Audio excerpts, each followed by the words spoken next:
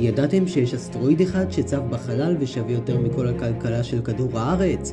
קוראים לו פסייכי 16 והוא עשוי כולו מזהב, ברזל וניקל בשווי דמיוני של 10 קוונטיליון דולר.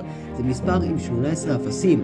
עבור הכלכלה העולמית זה נשמע כמו חלום, אבל זה בעצם סיוט. אם נביא את כל הזהב הזה לכדור הארץ, הערך של הזהב פשוט יתרסק לאפס.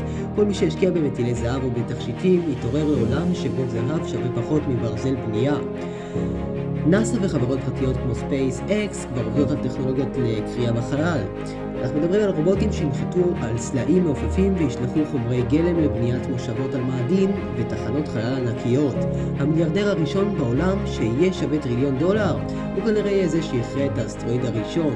המשימה של נאס"א כבר בדרך לשם. החללית צפויה להגיע לפסייכי ב-2029 כדי לבדוק אם הוא באמת מלחי זהב מעופף או רק סלע חלוד. כך או כך המרוץ לנדל"ן של החלל כבר התחיל. הייתם מוכנים לעבוד כחורי זהב על אסטרואיד? תכתבו לי בתגובות ואל תשכחו לעקוב לעוד עובדות.